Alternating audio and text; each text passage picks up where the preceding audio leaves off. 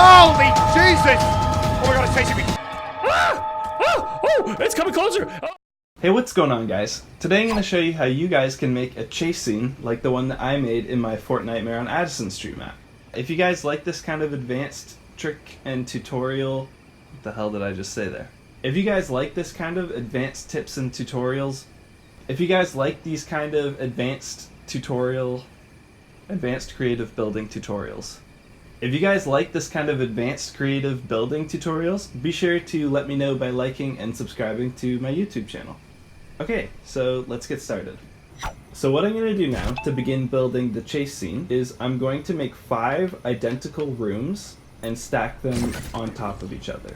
So the reason for this is that even though it looks like we're being chased by an object, what's actually happening is the player is teleporting up through a sequence of rooms and the object is getting slightly closer to the player on each floor. The object's not actually moving, but the player is moving up through floors and it looks like the object is moving towards them.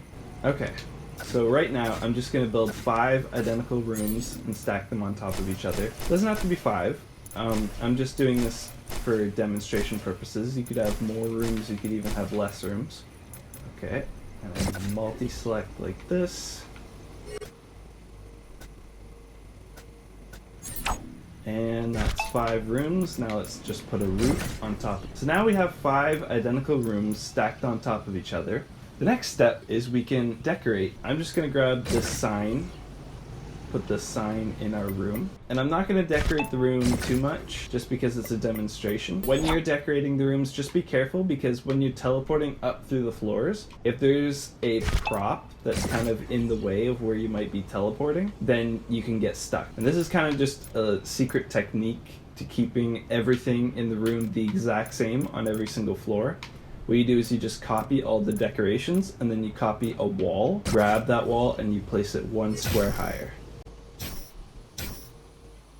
And now if we go into any single room, all of the decorations are in the exact same place. So the next thing that we're going to do is the fun part. So in this case, we're just going to make an ice cream truck drive at the player. And then maybe it drives forward this far.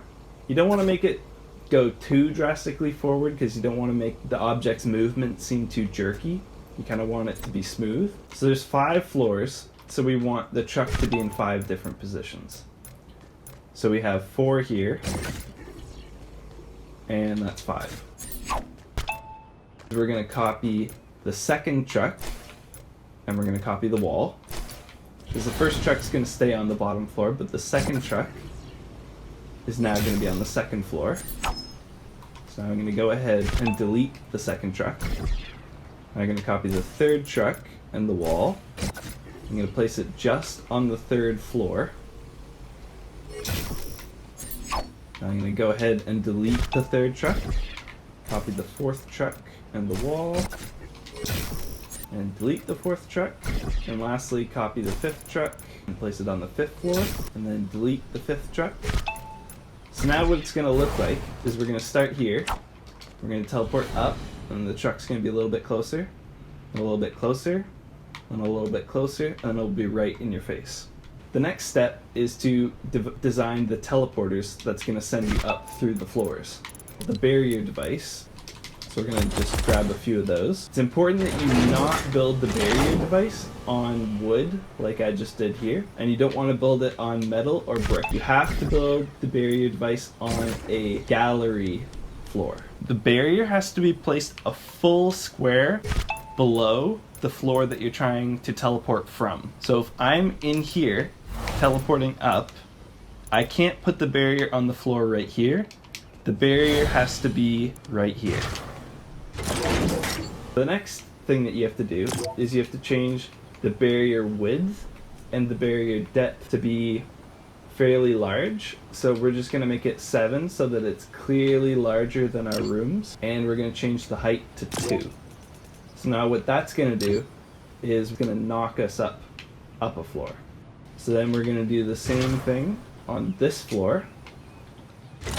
We're going to make the width large and the height 2.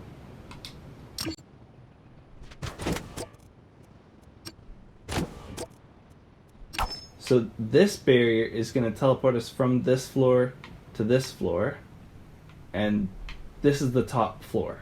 So we've actually put down all of the barrier devices that we need. So one more setting that you'll want to change is you want your barriers to start the game disabled. For the enable during game phase, we're going to do none. So the next thing that we have to do is we have to set up a button with a bunch of triggers. So I'll show you how you do that.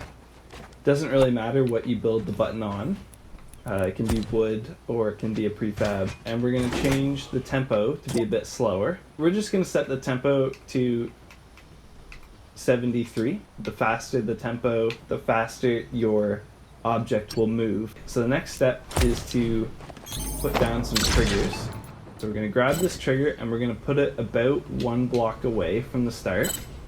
We're going to change the settings of this trigger to be triggered by damage. And when triggered, this one's going to transmit on channel 1.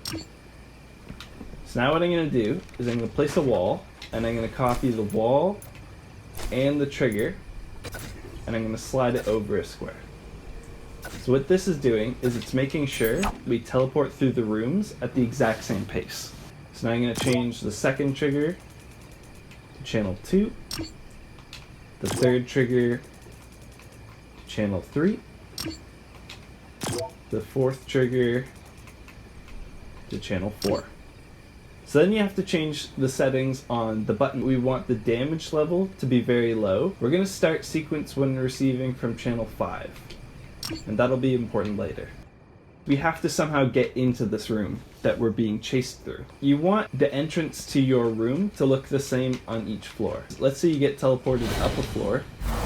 You don't want the wall to be here. You want it to look the exact same as the way it did on the floor below. I don't know what just happened to my wall.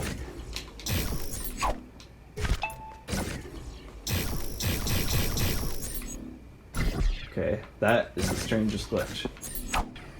So what I did is I put a staircase in.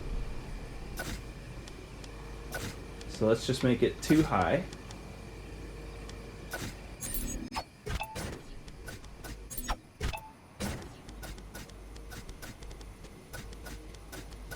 So now what's going to happen is we're going to start up here, and we're going to go down into this room, and when we look back, we'll just see stairs. So that way when we teleport up through each floor, it's going to look like we came from the same place.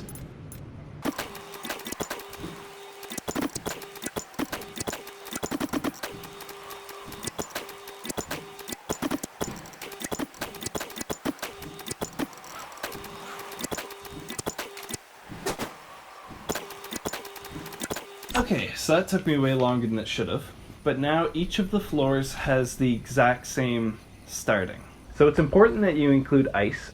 If you're not moving, then it's impossible to teleport a player. They'll just get stuck in the teleporter. Having ice guarantees that the player will be moving and the teleporting will work properly. So the next thing that we're going to do is we're going to grab a trigger, we're going to make it nice and big, and we're going to put it in the way of our entrance, and we're going to make it trigger channel 5, and that is going to start our teleporting sequence, because you'll remember that the sequencer starts on channel 5. But of course we don't want to be able to see this trigger, so we're going to turn the visibility off. One problem that can happen is if you are pressing yourself against a wall when you start teleporting, then you'll get stuck in the wall. But I have a very clever way to get around that problem. So what you can do is you can go into the devices, find the objective device, and we're going to grab this cube here. We're going to place it just barely off the wall, just like this, to make sure it goes into the exact same spot. So we'll copy a device and a wall, and we'll place it 1 square higher, and we're going to grab the second device. We're going to turn grid snap off, and we're going to slide it a little bit closer to the wall. When you slide down and you press against this objective device, you're not going to see it, and it's going to look like you're right against the wall. But when you teleport up, there won't be any object that you're close enough to that your hitbox will get you stuck. So you remember that the trigger is on channel 1, 2, 3, and 4. So we're going to make the barrier device activated when receiving from channel 1, activated when receiving from channel 2, the third device activated when receiving from channel 3, and the fourth device active when receiving from channel 4. Okay, let's say we make the escape of the room out the back. So we slide down the stairs and we see the object coming towards us, and we're supposed to turn around and run out the back. Well, the problem is some people might have a very quick reaction time and just run right out the bottom floor, and other people might have a really slow reaction time and they run out the top floor. So you want to make sure that everyone finishes in the exact same place so that you don't have to make your maps like 5 more times. Make sort of a funnel. So no matter which floor you escape the chase scene on, you're going to slide down and everyone is going to end up in the same room. So now what we need to do is we need to do a pretty similar mechanism to what we did to start the chase scene. Is we're going to grab a trigger and we're going to place it in the doorway to our escape route, and we're going to change the trigger to be on a different channel, let's say channel 6, and we're going to copy this trigger and the wall, and we're going to make sure that the trigger is on each floor.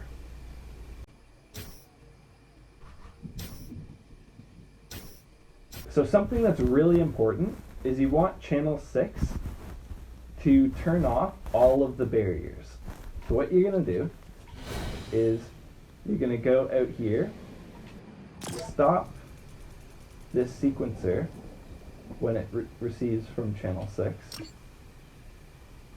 and you're going to go to each of the barriers and you're going to disable them when receiving from channel 6.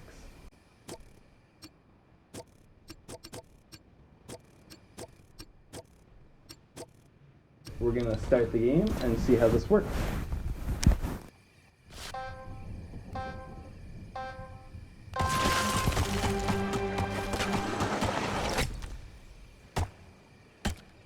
And oh my god, I ran away! And the barriers all turned off because I ran through the trigger, and now I escaped through here. So that's everything. That's how you make a chase scene. Again, if you like this video, please be sure to like and subscribe to the channel. It really means a lot to me, and it will encourage me to make more of these advanced tips and tricks.